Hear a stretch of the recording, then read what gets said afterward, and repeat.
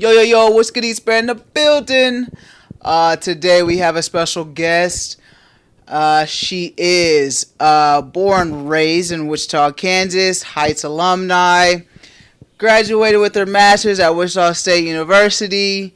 She used to play ball in college, and she's currently a professor now at Wichita State. I am. Mary I Sims. am. How you doing, man? I'm doing good. Thank is you. exciting. Yes, thank you so much for joining me. Yeah. On the very first one, Yeah, very first episode. Yeah, it's been a long time coming. You've been bugging me too. Like I have. everybody man. needs a friend like you. Everybody needs a friend like you. Like, okay, when we doing it? I mean, listen. When are we going? You gave me this vision a couple months ago? Yeah. Like, it's probably like it was Christmas or maybe even Thanksgiving last year. It's been a while. It's been a while. It has been a while. It's been a while. So you gave me that, and I've been on your ass about it. Yeah, you have. You definitely I've been on your have. ass about it. I really appreciate that too, though. Like I said, everybody needs a friend like you. Yeah. Yeah, so how you been, man? I'm good. I'm super honored to be here. Like I said, I'm excited that you started this. I'm excited that I get to be the first guest. I've been good though. Been busy.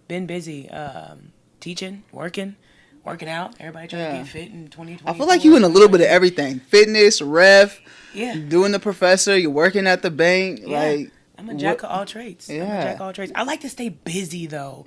Like I just feel like the busier I am, the more productive I am. And like my grandma told me, like an idle mind is like the devil's playground. Yeah, you know what I mean? I feel that. I feel that. I like to stay busy. So I stay on the move.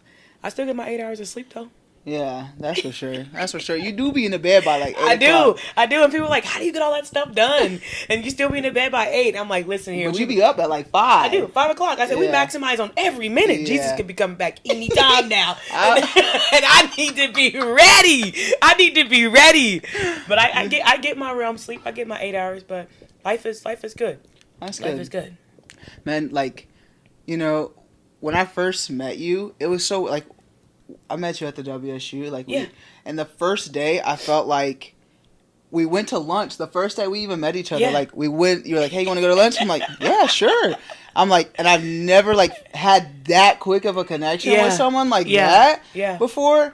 And especially with, like, another person that is, like, a stud, Yeah. Like, there's always this stereotype, like, we're against each other and shit. And so, like, when I met you, like, it was just genuine, and we've been friends ever since. We have been friends. Where did we go? I think it was Chick-fil-A. What coincidence? Fucking Chick-fil-A. I think it was Chick-fil-A. We're talking about black gay people. We went to Chick-fil-A, and I don't even eat meat like that. Yeah. I was just excited that you said yes. When I seen, I was like, oh, someone that looked like me. We in the same program together. Like, of course I want to hang out for sure. Like, and we had Arian in the bunch. Yes, just a genuine connection for sure. And for those of you who don't know, Bria and I, we attended our master's program together at Wichita State University. Yes. That's where we met. We got a love for people, love for the community, and a Definitely. love for Chick-fil-A, obviously. Right. I don't care. I don't care if they don't like me. I like them. Love wins. But yeah, it was like a connection, and it's pretty dope. Yeah. We've been rocking ever since though. Ever since. You put up with my bull crap most days. Yeah. Except when you're tired. You got Right. stuff to do. But so like with your story of being a person of color living in this world, navigating. Yeah. How do you get by? Like I get by seeing someone like you, and like we genuinely connect. So and that doesn't happen often. But No. I think that a lot of it, and I know it's going to probably sound so cliche to say, and I hate to be that person. I really hate to be that person. But, like, I've always had this level of for sureness about me. You know, and I wouldn't even say, let me not say for sureness. I've always not really given a crap about what people had to say. And I would have to attest that to my mom. Like, just being proud of, like, who you are and just, like, chin up, chest out. But it's always good when you obviously meet community and you meet people. You meet people that look like you or sound like you. It makes the journey so much better. But even navigating it then versus navigating it now, it's two different things. So like you said, you've never cared, never given. So like, what's your story of coming out, like, to your family and your friends and to the whole world? Like, where did we get this magnificent Mary Sims from?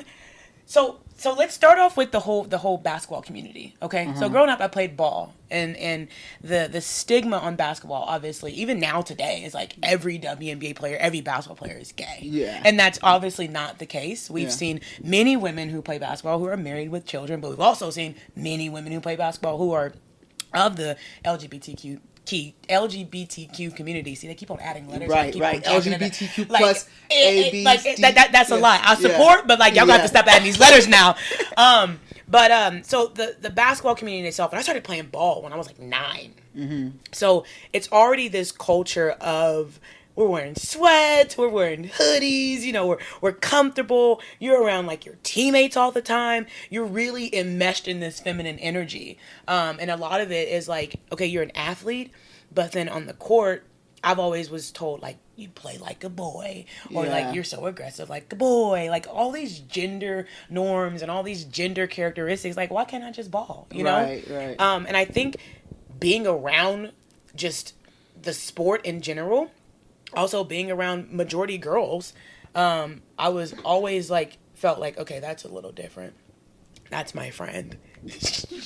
She's also a basketball player, and she's also like at that age, like, you know, people are having crushes on boys, and I'm having crushes on girls, and I don't know how to feel, and I don't know what to say. And my family's my mom's like a Christian woman, but she was not one of those Christian women that would shame me. I could probably talk to my mom about anything. Knowing what I know now, I thought I couldn't, but now I know that I could. It was terrifying. Like, it was terrifying. Like, what do you mean? Like, I don't feel comfortable in dresses. I don't feel comfortable in the feminine clothes, which is so crazy now that I'm older. I'm more feminine now. I'm more feminine now than I was when I was coming out, because I felt like I had to present masculine in order to come out to make people can be like, oh, she's really gay. I have to ask a question. Did you come out as bisexual first? No, I didn't. No. Okay, you were just full. I'm a lesbian. I was full blown. Like, no, because I didn't really fool with the whole. I mean, yes, I've had boyfriends, and if y'all watching this, y'all know who y'all are. I still got so much love for most of y'all, but it was still that exploratory phase. But there was always something that felt so uncomfortable within the dynamic of that, and so uncomfortable that I almost felt like I was not being true to who I was at a very young age. Like, I'm talking about when girls were starting having crushes on guys at 11, 12, 13, 14. Like, I would play along because that's what, you know, my friends were doing, but it was definitely not something that was in line with who I was. And so I felt like I had to present more masculine, but my mom kept buying me girl clothes. And I would put them on, but like my demeanor and my character always presented more masculine, because I felt like nobody's going to believe me if I'm liking girls. And I'm like, oh my God, hi. You know, like, come on now. Yeah, get out of here. Right, you have to fit that butch masculine like role. I feel that 100%. And I'm like, now recently, more than just recently, like, I've always been pretty feminine in different ways, right? Yeah. There's ways, like, we ain't gonna get into that. Yeah. But, you know, there's different ways to where, like, I am feminine in a way, and, like, I'm becoming okay with that. Like, I think growing up, I always hung around with, like, boys, too. Mm-hmm. So I did have a group of girlfriends, but I always connected with the boys and stuff, so I always felt like I had to match their energy. Yeah. But and like you said, you have changed growing up. Yeah. When did it change for you? Like, at what age were you okay? Because I've always dressed like a boy. Like, there's no. My mom, of course, sometimes made me dress like for homecoming and hated it. Yeah. But I did it. Yeah. But in high school, not until like senior years when I came out. So like, I don't know. I wore a dress to my senior prom, everything. So. Yeah. Not until, like, after I got out is when I never wore a dress again. I ain't wore a dress since high school. That's the last time anybody see me in a dress. My friends like to make fun of me and pull up that picture, but you ain't. That's the last picture you're going to see me in. So when was it for you? I mean, I feel like I came out to my best friend, Lay, before I came out to anybody. Mm-hmm. And I think, what age were you? Honestly, I want to say I was like 8th grade. 8th grade? Yeah. I came out to my best friend, Lay, and I, like, at that time, I think she knew, but, like, she was my best friend, so I told her everything, and it was like, okay, so I came out 8th grade, so then I transitioned because I had my first little girlfriend in 8th grade. Then I transitioned. Oh. I did. So did your family know about this girlfriend? So they did, because we all played ball, and so like they understood like something ain't right here. Yeah. And there was multiple like mom meetups, like like trying to figure out what's going on with your daughter, and it was just like everybody was like really confused, but we knew what was up. Yeah. Lay knew what was up, you know. And then we transitioned to high school, and it was I would probably say this was like the turning point of like my coming out story. I went to Northeast Magnet. And do you remember in like Mean Girls, they had like the burn book? Yeah. I had a book like that, but it was all of my lesbian secrets, and I would pass it around to this particular individual, and we would write these notes back and forth in this notebook. Okay. Like, both of you guys were a part of the community? Yes, both of you. So that was like who I was talking to. That was my lady. You know what I mean? Okay. And one of the most popular boys in high school got a hold of that notebook and passed it around school. Damn, and was your name in it? Yeah, my name was in it. Her name was in it. And it was mortifying. And I think that was the first time in my life where I felt ridiculed, judged, and like exposed. Outed for sure. Yeah. Because like everybody knew from 8th grade to 9th grade, like, hey, you know, Mary can hoop, yada, yada, yada. I think she's gay. You know? I think she's gay. I think she's a lesbian. Yeah. You know, and like my best friend at the time was like, And so she found out that the book was being passed around. And I remember we were at lunch. And I sat down at the table and I couldn't find it. And then he walks up with it after like half of the high school had already read it. And I snatched it out of his hand. And at that point, I went into like what I would call like the shameful phase, because I felt like my definition, my story was being passed around. Mm-hmm. And then with each person that got the story, they added words. They added words to my story. They added words to my sexuality. They added characters and memes and all this other things that made the story so negative to where my mom had to know what was going on. Like, she had to come into high school, and here's the book. So did you go home and you were like, Mom, this is what's happening? I got in trouble because I was so mad. And like, I used to fight, okay? So I got so mad. So by the time she got the call from the principal brings her into the office, and she's reading the book to my mom. Like, this is what we found. This is what was going on. My mom's sitting there just like you. And like, I'm talking about, it was horrible. Oh my. Like, quoting like all kind of Pretty Ricky lyrics, you know what I'm saying? Like, my just gosh. like embarrassing. My mom sitting there looking at me. I'm looking away because I don't want to make eye contact. Yeah. That was the turning point where I started to be a little bit more masculine, because I felt like I had to defend that. You know, I had to defend that. I had to be, I mean, the whole school knows at this point. My mom knows. The whole fucking administrative staff knows. Yeah. So not only am I angry about it, because of how it came out, not because of my family not being supportive or loving me, but because of the community in which they took my story from me. At that point in time, I became angry behind coming out. And I had to present masculine. I had to do these certain things. I was very angry. I was not happy about it, because I felt like so many whispers were stories that had been filtered through other individuals that was not my own.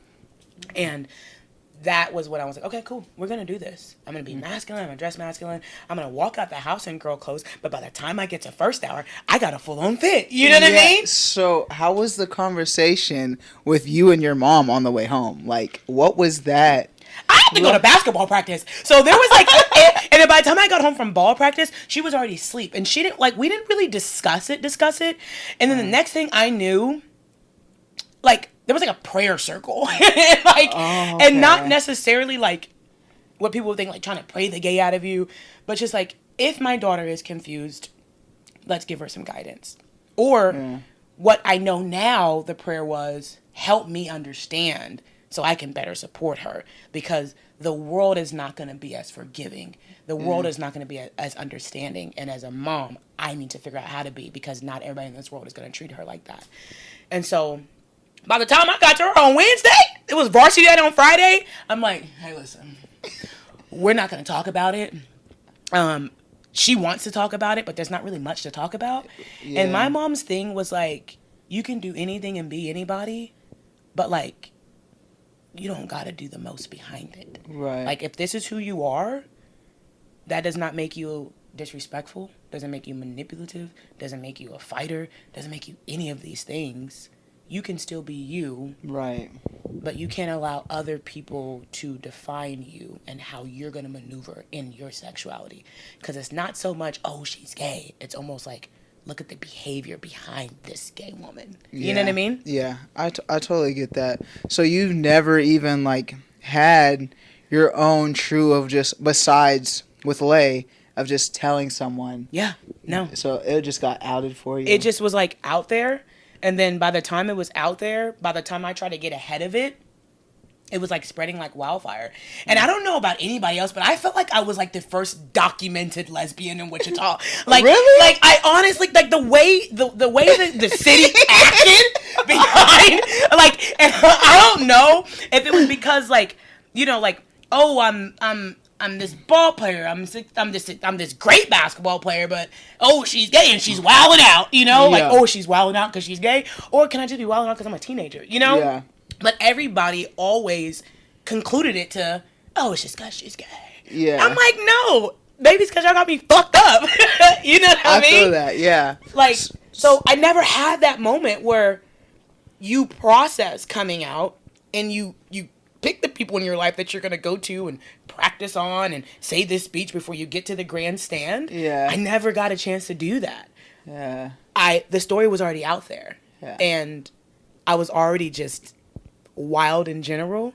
And so I felt like I was like pushed out there. Yeah. And you didn't go back into your show. You said, oh, you told my story. Here it is. Yeah, here it is. And now, not only have you pissed me off, I'm dating your girlfriend. I'm dating your girlfriend. I'm dating your girlfriend. I'm dating everybody's girlfriend because I'm mad about it. And it was not done gracefully. It wasn't. It was an absolute catastrophe. Yeah. Yeah. You said that your mom is pretty religious, and I know you're religious as well. Like, how has your faith played a part of you being... I know, personally for me, I struggled with it a lot, like, being raised in the church and being told I'm going to hell, but then I had to leave the church and just, like, build that relationship with myself, with God, and, like, I don't care what none of y'all say. Yeah. Like... Yeah. This is me and God. Yeah. Like, yeah. So what was it like for you? I mean, I'm sure you've heard it all. God made Adam and Eve, not Adam and Steve. You know, you hear all that stuff like that. And I think the really good thing about my family has always been, well, especially my mom and my grandmother before she passed, the really great thing about the God that they pray to and the God that we pray to and how I grew up was just like, God loves you. He's going to accept you. And it's not that maybe we're not judging the being gay. Maybe it's the behavior behind the decision. You know, it's the, you know, going out all the time or the lifestyle that I was choosing to live behind it for a long period of time.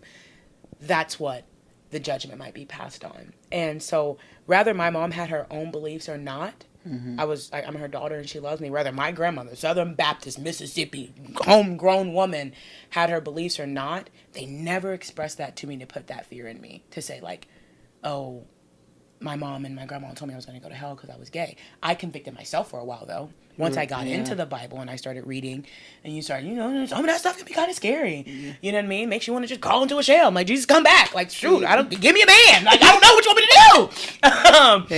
And so they never put that on me. They never put that pressure on me. And I was in the church. We were all in church. We were raised in church.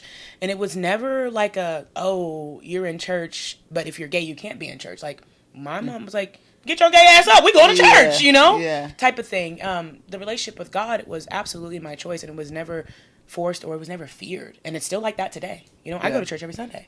And it's never like that today. And I know I'm not going to say everybody in the church accepts it, but like you said, like, I developed that relationship with God. And there's a lot more things I'm probably going to be judged for. And if gays being one of them, it's going to come after like the first 50. You know what I mean? Yeah. So was there anyone in your family that didn't accept you? Or everybody just accepted you? I kind of have that personality where I don't really think I gave them a choice. Yeah. Yeah. You know, like, you know what I'm saying? Like, you know, like, and you know me well enough to where it's just like, I didn't really give them a choice. Because, like, as much as, like, I love you, I need you to love me back. Yeah. I cannot deal with you not loving me and accepting me back. And it's like all or nothing. Yeah. Like, you either got to love all of this, you got to accept all of this, or we just can't talk. Yeah. And we have such a close-knit family. My mom, my brothers, and my sister, my nieces and nephews, that we talked about everything. And so my immediate family, since they loved and accepted me so tough, so deep, that going out into the world naively, I expected everybody to do that. So I had that confidence that everybody did that. And whether they did or not, I think my family and my friends did a really good job, probably like 18 and later, of making sure that I didn't get wind of any of that. That's good. You mentioned your niece and nephews, and like personally for me, when I like came out, I didn't even tell my little cousins anything. Yeah.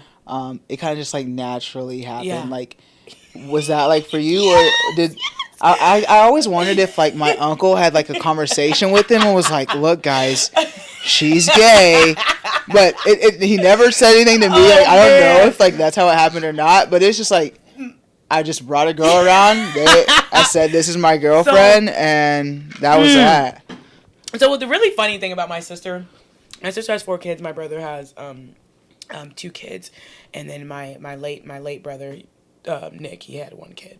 I'm pretty sure that my sister never had the sit down conversation. I can tell you right now that my sister's the kind of person where she's just like, I mean, look at her. You make your own conclusion. You know what I mean? Yeah. And my older brother is more of like a political one. Like he might have had the conversation, but the boys are still young. Yeah. But they're really smart. So they're so smart to where they're just like, Aunt Mary dresses in boy clothes. Yeah. You know, like. And I have that conversation with them if they do ask. And I would have to be like, are you going to get married? When are you going to get married? I'm like, well, you know, here's the thing. Are you going to wear a white dress? Probably not. You know, so they're very inquisitive at their ages. I do have 3 older nieces and nephews, 18, 15, and 13. I mean, they've been knowing since the dawn of time. So I never really had that conversation with them. But I've answered every little question to where in their brains, they're like, okay, yep, all right, yep, okay, so this means gay to them, you know? You know? Yeah. And like, I don't have kids, and so it helps that I'm the best aunt in the whole entire world. Right, yeah. And I happen to be gay. Do you want kids in the future? Like, absolutely not. And let me tell you why. I used to, for a short bit of time, honestly, but I have 7, 8 nieces and nephews, and I'm a very active aunt. When I have them all on a Saturday, I'm exhausted by the time 5 p.m. comes, and when I can't do my own shit. Yeah. I don't have the capacity to think about like children like in like an unselfish way. Like I have the capacity to think about my nieces and nephews, but I don't really think I want kids. I just don't. But shout out to all the lesbian couples out there who have kids, who have children, who are raising families beautifully, because love wins no matter what. So shout out to you guys, all of the families out there, whether you're straight men, I mean not straight men, but gay men, gay females, whatever the case may be. Families are built on love and respect and understanding, no matter the gender. So shout out to y'all. Yeah, I used to like want to like have a kid. Actually, even be the one to carry the child. But yeah. Okay. But I have a dog. I got a dog, and just like the time that it takes with the dog, and just like finding the babysitter. Everybody should get a dog first before they're like, oh, I want kids. Yeah. Because it made me rethink it. I'm still thinking, like, if I had a full-time nanny and here by my side, I would still be forth with that. Right. But doing it, like you said, by myself, absolutely I'm not with it. Yeah, no, I can't. I had a couple of partners in the past that have talked about, like, children and stuff like that. I'm going to go ahead and head out. You know? Yeah. Like, that's just not where I'm at. And I think that's a conversation. Like, the good thing, like, one of these things about being in relationships or marriages in the gay community is like you absolutely have to plan for a child. Yeah. You know, especially if you both come into the relationship with no child, you absolutely have to plan for it versus like a heterosexual couple that sometimes stuff happens and we're pregnant and we got to get ready. But like sometimes being gay is like this superpower. Like we get to plan for stuff, you know? Get to decide. We get to decide. And it's just like that decision is solely based on your relationship and what you guys want. But I don't want children. Yeah. In a relationship, what's your dynamic? Because you aren't like the masculine type at all. And like I love that because like we like being part of the LGBTQ community or like the outside looking in, it's like you have to fit the male or the female role. Yeah. But that's not even the case. No. Like you just have to fit a role in a partnership. Not in 2023, definitely not. Yeah. So like what is your dynamic in the relationship and just like so like I completely embrace my feminine side because it makes me female. And I love the essence about it. And I love putting on makeup. I love getting my hair done. I love getting my nails done. But I also like being feminine, but also dressing in this way where it's just like, this is how I'm comfortable. Yeah. But this is how I feel. You know? And so a lot of times in the relationship, I'm typically, like actually 100% of the time, they're girly. Like I don't do the whole, like, I mean, shout out, I'm not judging anybody, but, you know, I like women who are girly all the time. I just don't think I could ever be with another masculine presenting woman, but I also am okay with being feminine and then having that masculine personality. So I'm really sensitive. Yeah, you are. I'm really sensitive. Like honestly, with if not all of my past relationships, really feminine, but also like so am I. So I don't know. I think when you're with a woman, like I'm with a woman, I like a woman likes a woman. So yeah, I embrace it so much, and I think that's what makes me me. Like I'm a lady. Yeah. Treat me as such type of thing. I feel that 100%. Like earlier, we were talking about like the dynamics of like relationships like ours. Yeah. Do you have like a lot of masculine friends? Oh yeah. Yeah. Yeah, so, I do. And because I play Division I basketball, so dear gosh, I mean, if not most of them are all masculine, and we still keep up. I got some older, lesbians that are masculine presenting that have, went from friends to mentors. Honestly, outside of like here in Wichita, I think it might be just you. Now that I'm thinking about it, yeah. I mean, I have like acquaintances. You know what I'm saying? But like, I guess I'm just really picky when it comes to certain things like that. And like, I don't care what anybody says. You are picky with your friends. Yeah. I do not give a shit what anybody says. Like, you are picky with them. And so I have a lot of masculine presenting lesbians who are acquaintances and like associates. Some of my teammates that I still keep in touch with that I love dearly. Some of them are masculine presenting lesbians and so much love, but they don't live here. So outside of like being in the city, really, yeah, bro, I think it's just you. I think you're just... Bro, you're just... You're together, bro. Dude, I literally... Like, I was saying the same thing. Like, I'm trying to find friends. Like, hopefully from this podcast, I need friends. I need friends that look like us, okay? In Wichita. That are cool, though. I'm not trying to steal your girl, okay? But, like, I feel like that way. Like I said, with you, it was just, like, so genuine. In our relationship, we just clicked. Yeah. But it's so hard to find that here. And just, like... people of color in the community as well. Like, not even just, like, masculine, just people a part of the community. I'm trying to still find a circle of friends that are like that, like, like-minded, but... I feel like we had a good chunk of it in our master's program. They weren't gay. But they weren't... weren't gay. Me, you, and Marco. Hey, Marco. Marco, you're going to be here one day. Yes, we got to get Marco. We got to get Marco on here. Yeah, I guess that's really...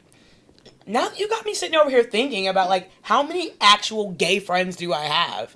Like, I mean, I think I have a lot more gay guy friends than anything. Yeah. Wow, I don't...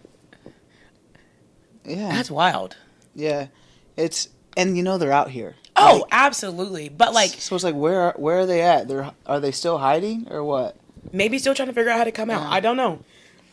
I'm so busy that like the camp that I've built before this schedule, y'all just like stuck with me, and I don't got time for nothing else. So so nothing else at all. But that's wild to think about. I mean, I guess I haven't really thought about it because I've never really been presented with the question. So, hey, all right, you got two right here. We're so lucky. Yeah, I would love to just because it's like I said, being in El Dorado, just around like white people, and I love white people. Don't get me wrong. Yeah. But it's just like... You good at your teeth when you said that. I love white people. I really do. I do. I was raised around them all, but I just like... That sounded so... I have a black friend. Yeah. But I need more people that identify with me, can connect with me, and understand my struggles. Yeah. Because even like the microaggressions that may come across with like the white people like in the LGBT community... Yeah. We identify as being an LGBTQ, but you still throw microaggressions out. Yeah. Like earlier when we were laughing and you said the Matt was like talking about the gay community, and then you said he was talking about the black community. I'm like, whoa, like I don't know. I'm black first. Yeah. And yeah. That's how I identify. Yeah. I mean, I definitely am black first. Actually, I like to flip that sometimes. Like I'm female first. Like in my head, I'm female first. And I think that really how you present that is exactly the community that you're going to go after or the support that you're going to seek. Like, I love being black. I really do. But I also love being a female. Yeah. I love being a black female. Then you throw a little spice on there that I'm gay. I might as well be fucking superhuman at this point. Jeez. The adversity that has to go through with, like, the triple threat. Yeah. And it's fun. You say you female first, but... I see that I am female, but if I walk into the room, these motherfuckers, sir, even when I'm on the phone, sir, I'm like, do I have that manly of a voice? Like, oh my God. Try introducing yourself as Mary over the phone, and then you show up to the place of the people that you talk to, and they're like, looking for Mary, and I'm like, right here, and then they're like, you're Mary, and I'm like, yeah, and they're like, nice to meet you. What, you thought, what did I look like? Like, I don't know, Andrea? Like, what you mean? A Nikki? A Nikki? Like, get out of here. But, yeah, I think it's how you present that and the steps in which you take to present yourself to the world. There's layers to that. Like, I am female. I'm a black female. I am a female who is black, who is a lesbian. However you want to flip it, but it's also, the world's going to see whatever they're going to want to see. Yeah. They might see me as female first. They might see me as masculine presenting first. They might see me as black first. I think at this point, in 2023, I get hit on by more guys than anything. That's a whole different podcast. Yeah. Oh, gosh. So, like, saying that, the black female who identifies as lesbian. Yeah. What is your biggest challenge, adversity? Within that realm? Mm-hmm.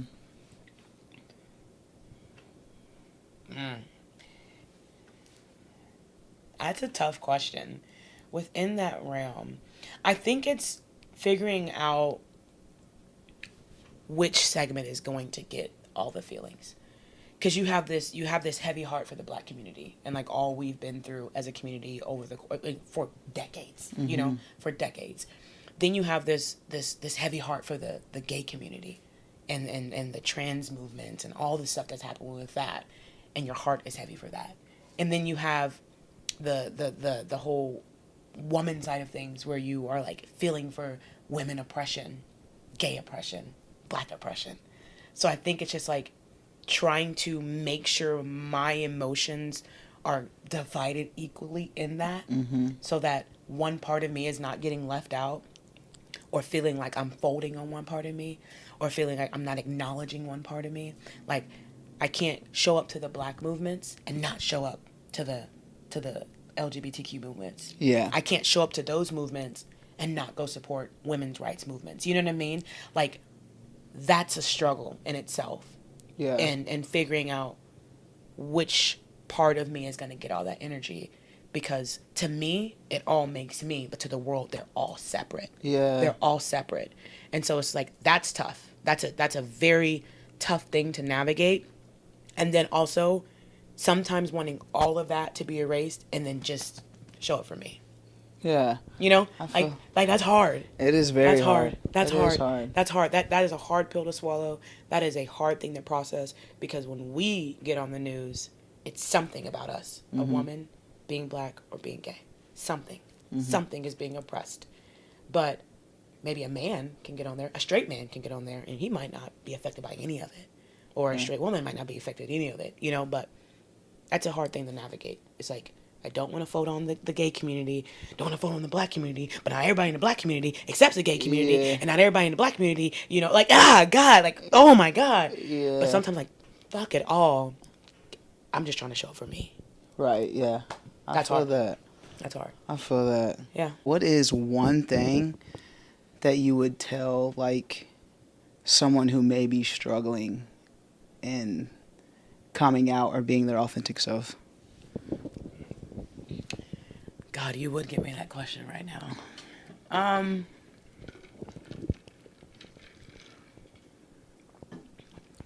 God, that's tough.